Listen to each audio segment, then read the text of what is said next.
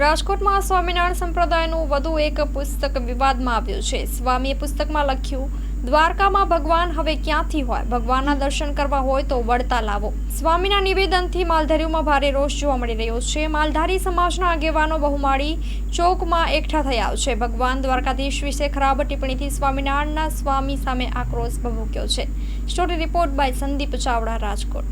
ગોપાળાનંદ સ્વામીએ પુસ્તકમાં એવો ઉલ્લેખ કર્યો છે કે દ્વારકામાં ભગવાન નથી, વડતાલમાં ભગવાન છે. તો આ કઈ રીતના સાબિત કરી શકે કે વડતાલમાં ભગવાન છે? અને આવા ખોટા વિવાદિત નિવેદનો ઉભા કરી અને હિન્દુ સમાજ સમગ્ર સર્વ સમાજમાં એક વૈમનસ્ય ઊભું કરવામાં આવી રહ્યું છે. અને હિન્દુ સમાજ અને સર્વ 18 વરણ આને સાંકી નહીં લે. માત્ર અહીં રાજકોટની જ વાત નથી, પરંતુ સમગ્ર દેશમાં આના ઘેરા પડઘાઓ પડ્યા છે. અને આ જે નિવેદનો કર્યા છે એને હિન્દુ સમાજ સર્વ સમાજ સાંકી નહીં લે. કેમ કે ભગવાન જે કૃષ્ણ છે, અખિલ બ્રહ્માંડનો અધિપતિ, એ 18 વરણનો આરાધ્ય દેવ છે. અને જે સામાજિક જે સ્વામિનારાયણ સંપ્રદાયના સંતો આવા હિન્દુ દેવી દેવતાઓના નીચા દેખાડી અને સમાજમાં વૈમનસ્ય ઊભું કરી રહ્યા છે, તો આનો સમગ્ર હિન્દુ સમાજે બહિષ્કાર કરવો જોઈએ. કેમ કે તમે વૈભવી સુખ સુવિધાઓ ભોગવી રહ્યા છે. એટલે હિન્દુ સમાજના સંતો અને સાધુઓ જુઓ કેવી અવસ્થામાં પણ હિન્દુ જાગૃતિનું કામ કરી રહ્યા છે.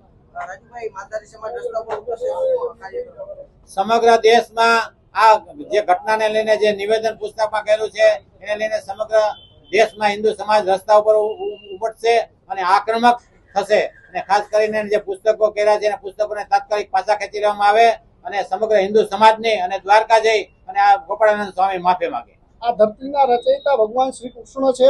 આજે જયારે ગોપાળાનંદ સ્વામી જે છે એને એવું લખ્યું છે કે દર્શન કરવા હોય તો વડતાલ આવો, ભગવાન દ્વારકાધીશ દ્વારકામાં નથી. તો ભાઈ તમને કેમ ખબર? આજે 10-10 લાખ માણસો ભગવાન દ્વારકાધીશમાં આસ્થા લઈને ચાલીને જતા હોય, એક પણ વ્યક્તિને ખીલી ન ખૂટતી હોય, તો આનાથી મોટો પુરાવો તમારે ભગવાનનો શું જોઈશે?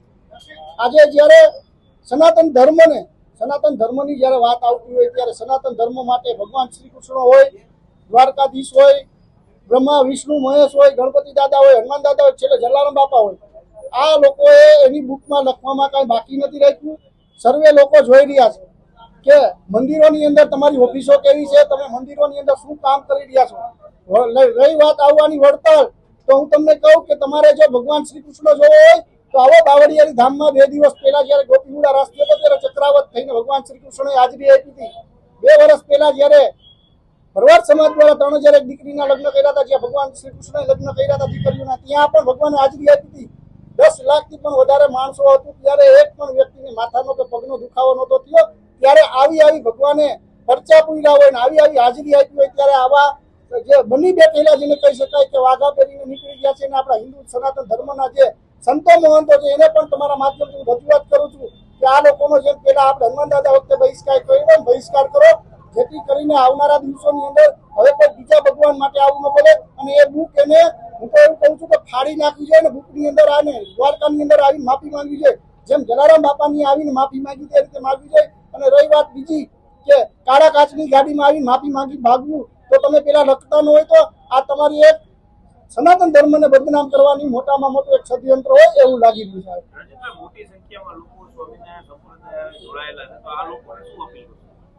મોટી સંખ્યામાં જેમ સ્વામિનારાયણ સંપ્રદાય સાથે લોકો જોડાયા છે, તો હિન્દુ ધર્મ પણ મોટો છે. હિન્દુ ધર્મની અંદર જોડાયેલા હિન્દુઓ પણ જાજા છે. ભગવાન શ્રી કૃષ્ણની આસ્થા પણ લોકોમાં જાજી હોય. આ એક ધર્મની જે વાત આવી રહી હોય ત્યારે સ્વામિનારાયણ સંસ્થા છે ને ભગવાન શ્રી કૃષ્ણ ભગવાન છે, ધર્મના વડા છે ને ધર્મના રચયિતા હોય તો ભગવાન શ્રી કૃષ્ણ કાર્ય કરશે. આવનારા દિવસોમાં એને માફી માંગવી જ પડશે. ગોપાળાનંદે અને આ જે પત્ર જે બુકમાં લખેલું છે ભૂસવું પડે. ને આવનારા દિવસોની અંદર હરેક સમાજના, હું તો તમારા માધ્યમથી એવું કહું છું કે હિન્દુ ધર્મના તમામ લોકો એકઠા થઈ અને આની આગળ સંમેલનો પણ કરશું અને આગળ જઈને માફી પણ માંગશું. માં motor driving, safe and sure driving. Driving એ શોખ સાથે આપની મોટી જવાબદારી પણ છે. અમારા ઇન્સ્ટ્રક્ટર દ્વારા સચોટ અને સરળ માર્ગદર્શન. આપની રોજની તાલીમની માહિતી મેળવીને શું અધુરાશ છે એના ઉપર પૂરું ફોકસ કરાય છે.